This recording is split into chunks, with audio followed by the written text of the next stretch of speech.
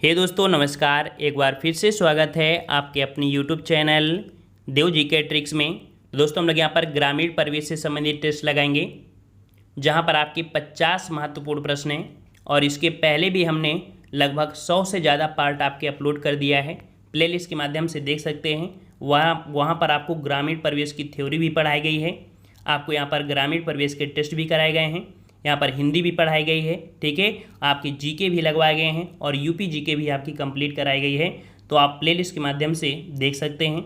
और यहाँ पर जो बच्चे यहाँ पर कह सकते हैं कि ग्रामीण परिवेश की पीडीएफ क्रय करना चाहते हैं, तो पीडीएफ आप क्रय कर सकते हैं।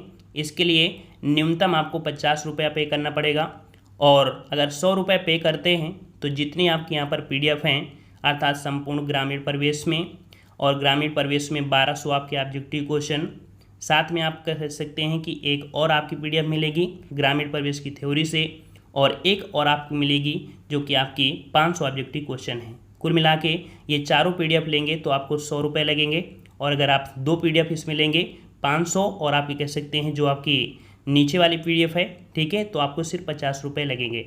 इसके लिए आप हमारा नंबर नोट कर लीजिए, 74 59 94 2012, ठीक है। तो इस पर ये व्हाट्सएप नंबर है, वहाँ पर मैसेज करिए। अगर आप इच्छुक हैं तो आप मैसेज कर दीजिएगा। वहाँ पर आपको पेमेंट का मेथड बता दिया जाएगा कि आप गूगल पेमेंट करेंगे या कह सकते हैं आप अन्य माध्यम करेंगे, ठीक है। तो ये कह सकते हैं कि जो क्रय करना चाहते हैं स्वेच्छा से वो कर सकते हैं। और यहाँ पर कह सकते हैं कि जो बच्चे रेगुलर हैं वो लोग नोट्स ज़रूर बनाते चलें। काफ़ी अच्छे नोट्स बनाना है आप लोगों को, और काफ़ी बड़ा संघर्ष करना है, ठीक है। तो चलते ही स्टार्ट करते हैं। सभी को गुड मॉर्निंग, गुड मॉर्निंग, सभी को गुड मॉर्निंग। चलिए स्टार्ट करते हैं। आपका पहला प्रश्न है कि सर्व शिक्षा अभियान प्रारंभ किया गया। सर्व शिक्षा अभियान प्रारंभ किया गया, तो कब प्रारंभ किया गया था? तो आपने यहाँ पर देखा था सर्व शिक्षा अभियान, सब पढ़ें सब बढ़ें, है ना। ये है ऑप्शन राइट आपका बी हो जाएगा। सन 2001 में कब प्रारंभ किया गया था? सन 2001 में किया गया था। ऑप्शन राइट आपका यहाँ पर बी सही हो जाएगा। अगला प्रश्न आपका है कि निम्नलिखित में से कौन सी बेरोजगारी दूर करने की एक योजना है? यहाँ पर याद रखिएगा, बेरोजगारी दूर करने की जो आपकी योजना है वो आपकी योजना थी कौन? तो आपकी ट्राइसेम योजना, ठीक है। कौन सी आपकी योजना? तो आपकी ट्राइसेम है, हमने थ्योरी में आपको बता दिया था, ठीक है। चलिए अगले प्रश्न की ओर बढ़ते हैं। प्रश्न आपसे अगला है कि ग्रामीण विद्युतीकरण निगम कब स्थापित किया गया? ग्रामीण विद्युतीकरण निगम कब स्थापित किया गया? तो 3 का ऑप्शन राइट आपका जवाब यहाँ पर फर्स्ट हो जाएगा आपका 1969 में, ठीक है, 1969 में। जिसको आ रहा है वो जवाब देते चलें, और जिसको नहीं आ रहा है वो सिर्फ देखते चलें, ठीक है। ग्रामीण परिवेश थोड़ी सी टफ होती है, इसको जब आप थ्योरी पढ़ेंगे ऑटोमेटिक आपको समझ में आ जाएगा, ठीक है। चलिए 4 नंबर आपका दिया है, ट्राइसेम योजना प्रारंभ की गई। ट्राइसेम योजना जो प्रारंभ की गई थी यह कब की गई थी? तो ये की गई थी 15 अगस्त आपके 1979 को प्रारंभ की गई थी ट्राइसेम योजना। अगला प्रश्न आपका है कि सामाजिक वानिकी योजना का शुभारंभ किस वर्ष में हुआ था? सामाजिक वानिकी योजना का शुभारंभ किस वर्ष में हुआ? 5 का ऑप्शन राइट आपका जवाब याद रखिएगा, ऑप्शन आपका फर्स्ट हो जाएगा 1979 को हुआ था, ठीक है, 1979 को हुआ था। अगला प्रश्न आपसे पूछा गया है कि देश में किस संक्रामक रोग का उन्मूलन कर दिया गया है? तो यहाँ पर आपका 6 का जवाब क्या हो जाएगा? तो याद रखिएगा कि देखिए एड्स तो गया नहीं है, कुष्ठ रोग भी नहीं गया है, मलेरिया भी नहीं गया है, तो गया कौन है? चेचक, ठीक है। तो आपका 6 का ऑप्शन आपका कौन सा हो जाएगा? डी नंबर, चेचक को कर दिया गया है, ठीक है।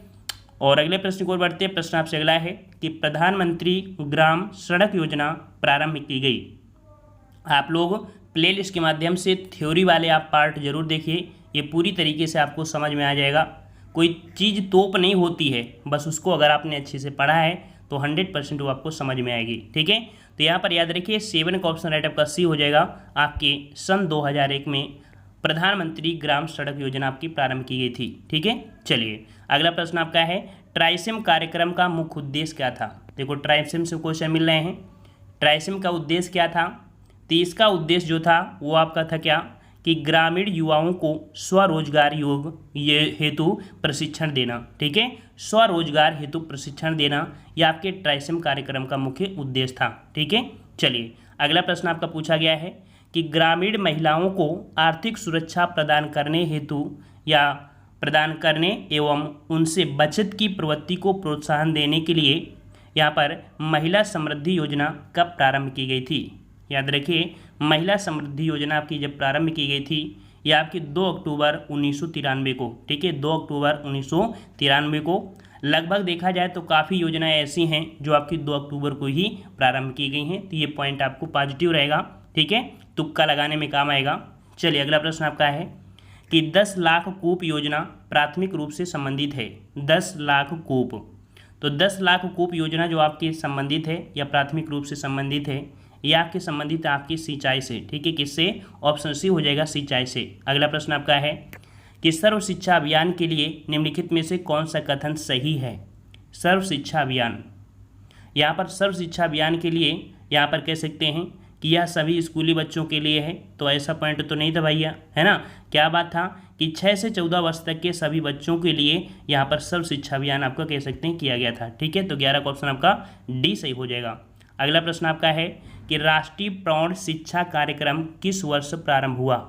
राष्ट्रीय प्रौढ़ शिक्षा कार्यक्रम किस वर्ष प्रारंभ हुआ था, तो 12 का ऑप्शन राइट आपका जवाब यहाँ पर आपका डी हो जाएगा। आपके 1978 में, ठीक है, किया गया था 1978 में राष्ट्रीय प्रौढ़ शिक्षा कार्यक्रम आपका प्रारंभ किया गया था, ठीक है।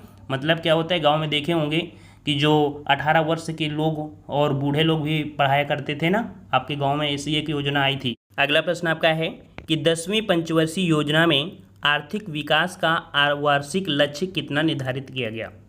तो याद रखिए, कोई भी पंचवर्षीय योजना होती थी तो उसका वार्षिक लक्ष्य निर्धारित किया जाता था, और यहाँ पर जो आपकी कह सकते हैं 10वीं पंचवर्षीय योजना में आर्थिक विकास का जो वार्षिक लक्ष्य निर्धारित किया गया था, ये किया गया था आपका ऑप्शन सी 8%, ठीक है, 8%। अगला प्रश्न आपका है निम्नलिखित में से 11वीं पंचवर्षीय योजना की समय अवधि क्या थी या क्या रही है ना।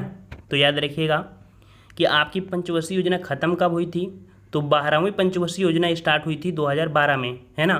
तो इसके पहले क्या हुआ कि 2007 में आई रही होगी, तो आपकी 5 साल चली होगी, तो ऑप्शन आपका कौन सा हो जाएगा, सी नंबर। 2007 से लेकर 2012 तक आपकी 7वीं रही थी, और इसके बाद आपकी कह सकते हैं 12वीं लगी थी। लेकिन यहाँ पर कह सकते हैं कि मोदी सरकार आने के बाद यहाँ पर पंचवर्षीय योजना को ख़त्म कर दिया, ठीक है। चलिए अगला प्रश्न आपका पूछा गया है कि भारत में स्वतंत्रता के बाद ग्रामीण जीवन का विकास करने के लिए सबसे पहले लागू की जाने वाली योजना कौन सी थी। बहुत ही प्यारा आपका प्रश्न है, याद रखिए, ये प्रश्न आपके हर एग्जाम में पूछा जाता है। स्वतंत्रता के बाद ग्रामीण जीवन का विकास करने के लिए सबसे पहले लागू की जाने वाली आपकी जो योजना थी, इस योजना का नाम क्या है, तो 15 का ऑप्शन आपके यहाँ पर ये हो जाएगा, जो आपकी थी सामुदायिक विकास योजना, ठीक है, सामुदायिक विकास योजना है। यह आपकी स्वतंत्रता के बाद सबसे पहली योजना लागू की गई थी, सामुदायिक विकास योजना, ठीक है। चलिए अगला प्रश्न आपका है कि भारत में सामुदायिक विकास योजना किस राष्ट्रीय नेता के जन्म दिवस पर लागू की गई। तो याद रखिएगा कि ये जो आपकी लागू की गई थी सामुदायिक विकास योजना, ये लागू की गई थी आपके गांधी जी के, ठीक है, गांधी जी के जन्म दिवस पर आपकी लागू की गई थी। और याद रखिए, हमने आपको बताया भी है, तुक्का लगा सकते हैं, 2 अक्टूबर को लगभग आपकी योजनाएं आपके लागू होती थीं, ठीक है, ये तुक्की की बात कह रहे हैं, और ऐसा नहीं है कि सभी योजनाएं 2 अक्टूबर को ही होती थी। अगला प्रश्न आपका है कि वर्तमान में सामुदायिक विकास योजना एक अन्य ग्रामीण विकास योजना का हिस्सा है, उस बृहत्तम ग्रामीण योजना का नाम बताइए।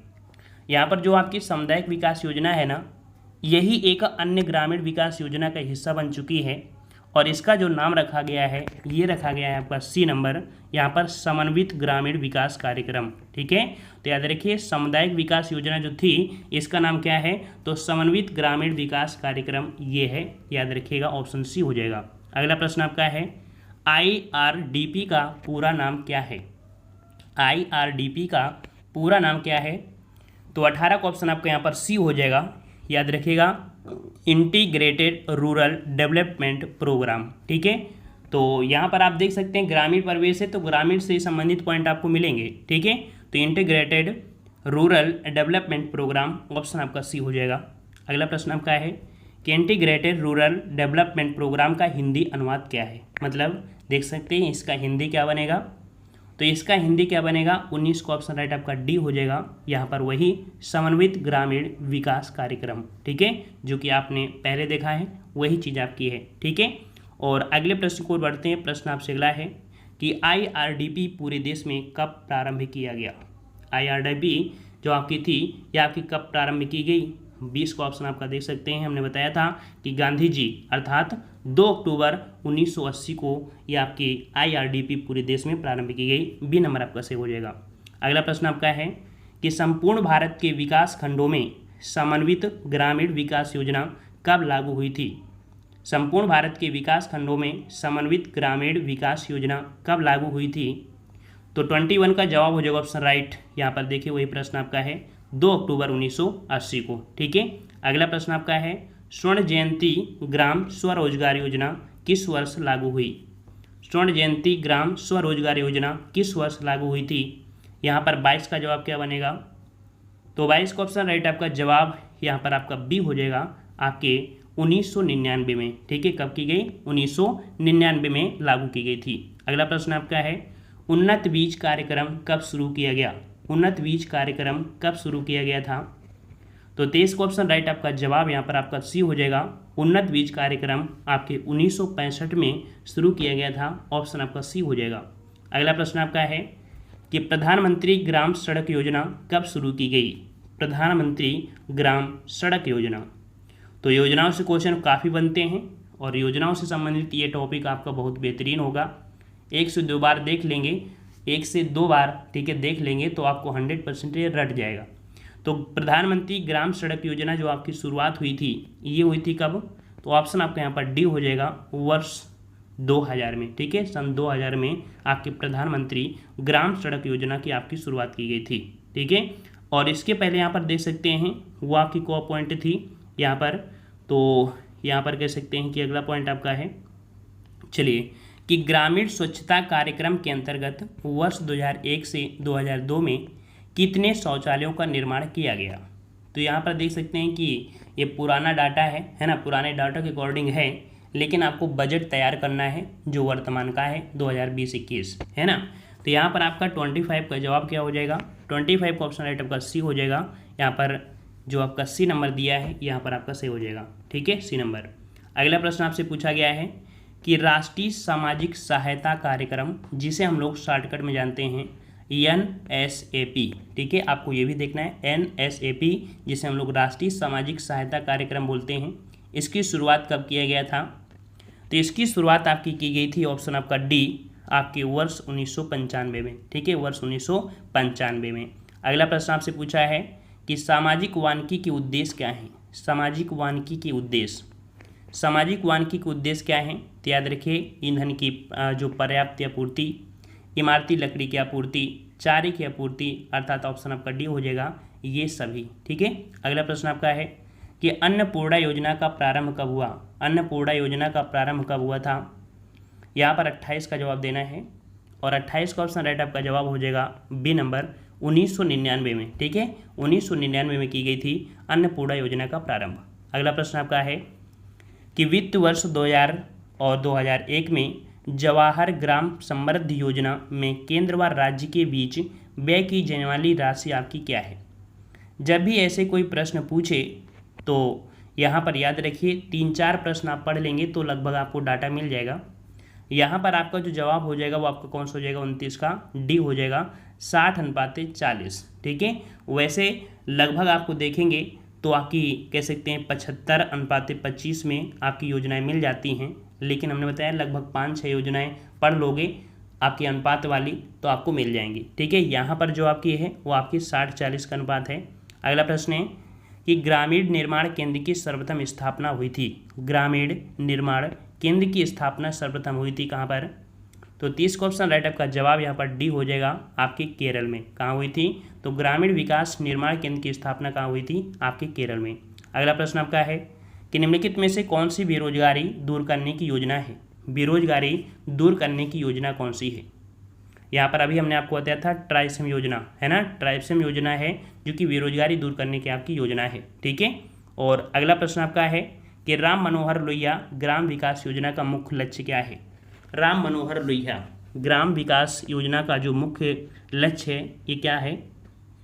तो 32 का ऑप्शन राइट आपका जवाब यहाँ पर आपका ए हो जाएगा, गाँवों का सर्वांगीण विकास। ठीक है, राम मनोहर लोहिया ग्राम विकास योजना का मुख्य लक्ष्य क्या है? तो गाँवों का सर्वांगीण विकास करना, ये आपका मुख्य लक्ष्य रहा है। अगला प्रश्न है कि जनेश्वर मिश्र ग्राम योजना के अंतर्गत कौन सा कार्य किया जा रहा है?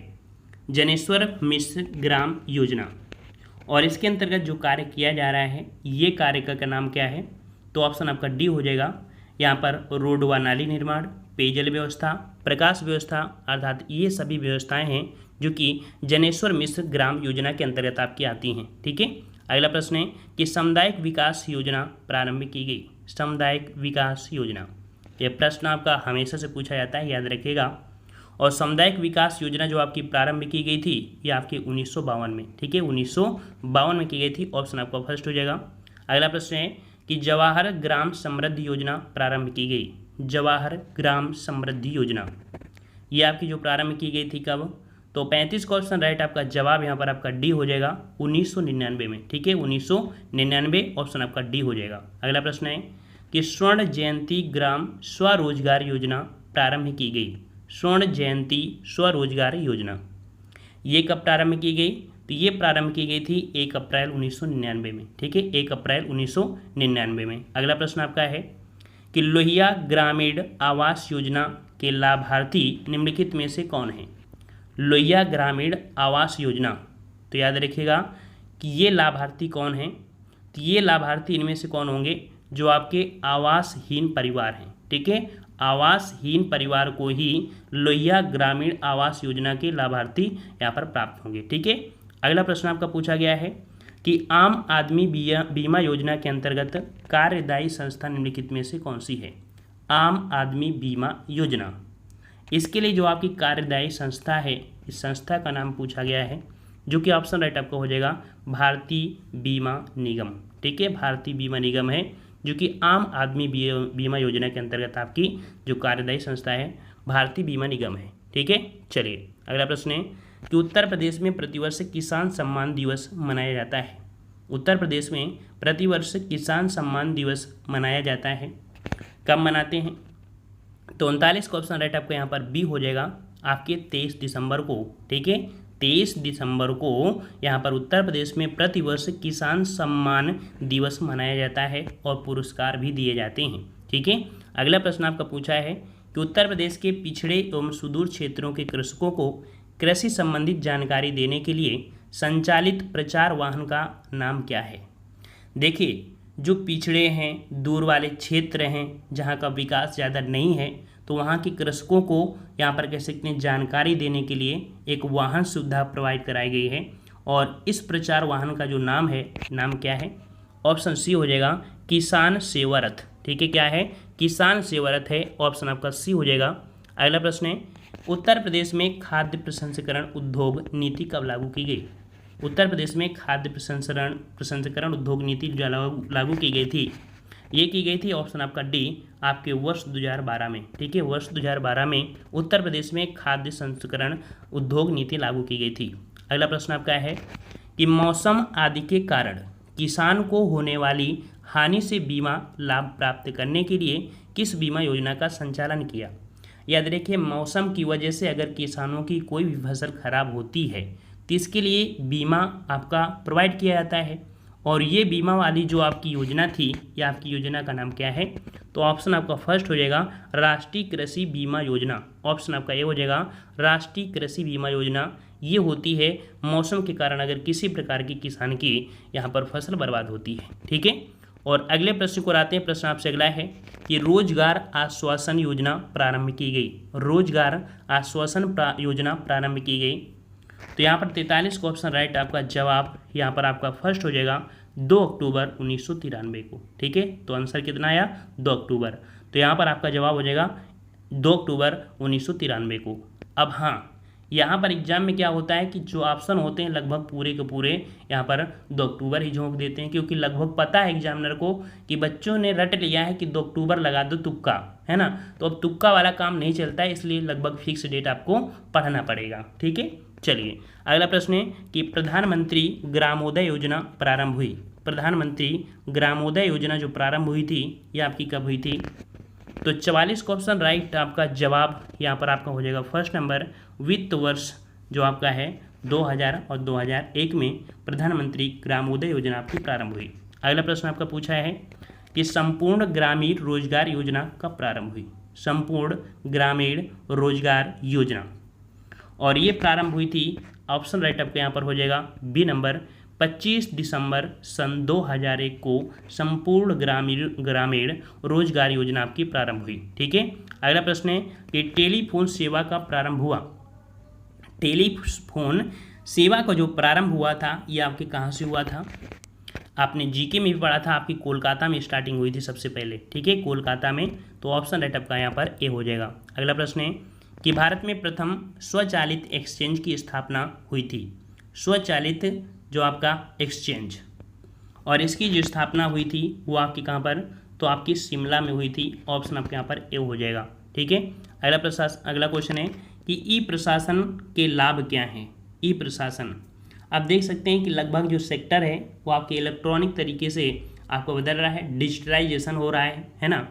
तो यहाँ पर आपका ई प्रशासन से लाभ क्या होंगे? तो लाभ आपके यहाँ पर कह सकते हैं कि उच्च आय होगी, कुल लागत में कमी आएगी और संचार लागत में कमी आएगी, है ना। तो ई प्रशासन मतलब हुआ कि जो हमारा आधुनिकीकरण हो रहा है ना, औजार नए तरीके के आ रहे हैं, इन सभी को हम लोग कह सकते हैं लाभ क्या हैं? ये सभी चीज़ों हमको लाभ होंगे कि आय ज़्यादा बढ़ेगी, लागत कम होगी और संचार लागत में भी कह सकते हैं आवाजाही में भी आपकी कमी होगी। ठीक है, चलिए अगला प्रश्न आपका है कि भारत में नवीन दूरसंचार नीति की घोषणा की गई। भारत में नवीन दूरसंचार नीति की घोषणा आपकी की गई थी, तो ये की गई थी कब? तो ऑप्शन आपका डी हो जाएगा, 26 मार्च 1999 को भारत में नवीन दूरसंचार नीति की घोषणा आपकी की गई थी। अगला प्रश्न आपका है कि एफटीपी का दीर्घ रूप अर्थात पूर्ण रूप क्या हो जाएगा? एफटीपी, इसका मतलब है फाइल ट्रांसफ़र प्रोटोकॉल। ठीक है, फाइल ट्रांसफ़र प्रोटोकॉल, ये इसका पूर्ण रूप होता है। अगला प्रश्न आपका पूछा गया है कि भारत में ग्रामीण विकास और पर्यावरण का अभिनव कार्यक्रम कब प्रारंभ किया गया? भारत में ग्रामीण विकास और पर्यावरण का अभिनव कार्यक्रम, और ये प्रारंभ किया गया था, ऑप्शन आपका बी, आपके 1999 में। ठीक है, 1999 में। और अगला प्रश्न आपका है कि भारत में योजना आयोग की स्थापना किस वर्ष हुई थी? योजना आयोग की स्थापना किस वर्ष हुई थी? यहाँ पर 52 का जवाब देना है, और 52 का जवाब आपको कमेंट बॉक्स में देना है। ठीक है, 52 का जवाब आपको कमेंट बॉक्स में देना है, ऑफलाइन देना है, जिससे पता चल पाए कि यहाँ पर कह सकते हैं कितने लोगों को यहाँ पर तैयारी है। और हमने आपको बताया था कि वीडियो के अंत में आपको बताएंगे कि आप जो PDF है इसको परचेज कैसे कर पाएंगे। ठीक है, तो यहाँ पर देख सकते हैं कि जो आपकी PDF है, यहाँ पर आपकी कह सकते हैं 4 आपकी PDF हैं। ठीक है, जहाँ पर आपके पहली PDF आपकी है जहाँ पर 500 ऑब्जेक्टिव प्रश्न होंगे, दूसरी PDF में आपको थ्योरी आपकी है। ठीक है, तीसरी PDF में जहाँ पर आपके 1200 ऑब्जेक्टिव प्रश्न हैं, और चौथी PDF आपकी है जहाँ पर संपूर्ण ग्रामीण परिवेश है। अगर यहाँ पर आपको 2 PDF चाहिए तो इसके लिए आपको 50 रुपये पे करना पड़ेगा। उसमें से आपको यहाँ पर ये संपूर्ण ग्रामीण परिवेश की थ्योरी मिलेगी और 500 प्रश्नों की जो आपकी कह सकते हैं ऑब्जेक्टिव टेस्ट मिलेगा। और अगर आप ये चारों PDF क्रय करना चाहते हैं तो आपको सिर्फ यहाँ पर 100 रुपये पे करना पड़ेगा, चारों PDF आपको मिल जाएंगी। ठीक है, तो यहाँ पर कह सकते हैं कि आपको ये PDF कैसे मिलेगी, तो हमने बताया कि हमारा जो WhatsApp नंबर है कौन सा, 74 59 94 2012। ठीक है, 74 59 94 2012। ठीक है, सही से लिख लीजिएगा। ठीक है, 74 59 94 2012, फिर से लिख दे रहे हैं, 74 59 94 2012। इसमें से आप मैसेज करिएगा, वहाँ पर पेमेंट का मेथड आपको बता दिया जाएगा कि किस प्रकार से आप कर सकते हैं। गूगल से कर सकते हैं, गूगल पे से, या आप अकाउंट से कर सकते हैं, जिस हिसाब से करना चाहते हैं कर सकते हैं। ठीक है, तो जिसको लेना है स्वेच्छा से वो ले सकता है। अन्यथा हम यहाँ पर पढ़ा रहे हैं, आप खुद से नोट्स बनाइए। हम तो आपसे रिक्वेस्ट यही करते हैं कि आप लोग खुद से नोट्स बनाएं। बस यही है कि समय आपका कम है और अगर ज़्यादा से ज़्यादा रिवीजन करना है तो आप क्रैक कर सकते हैं। ठीक है, तो आज की वीडियो में इतना ही रखते हैं। नेक्स्ट क्लास जो आपकी होनी है वो आपकी 10 बजे से होगी और 10 बजे यहाँ पर कह सकते हैं कि जैसे आपका हिस्ट्री, ज्योग्राफी, पॉलिटी, साइंस आदि के यहाँ पर कह सकते हैं कि आपके टेस्ट कराए जाएंगे। तो वहाँ पर आपके यूपीएसआई, लेखपाल, ग्रामीण जो आपके कह सकते हैं कि फॉरेस्ट गार्ड, ये सब लोग यहाँ पर भाग लेंगे 10 बजे वाली क्लास। वहाँ पर आपका नोटिफिकेशन नहीं आता है 10 बजे, तो आप लोग 10 बजे टाइम से आ जाया करिए। और जो लोग हमारे टेलीग्राम से नहीं जुड़े हैं तो अभी टेलीग्राम से जुड़ जाइए, वहाँ पर आवश्यक पीडीएफ आपको प्रोवाइड करा दी जाएंगी जो उचित होंगी। लगेगा कि नहीं ये प्रोवाइड कराना आवश्यक है। ठीक है, और डेली आपको करंट अफेयर भी वहाँ पर प्रोवाइड करा दी जाते हैं, तो उनको भी आप देख सकते हैं। टेलीग्राम चैनल का नाम क्या है? देव जीके ट्रिक सर्च करेंगे, उससे जुड़ सकते हैं। अपनी तैयारी यहाँ पर प्रॉपर करते रहिएगा। ठीक है, हम लोग मिलते हैं 10 बजे। सभी को धन्यवाद। जय हिंद, जय भारत।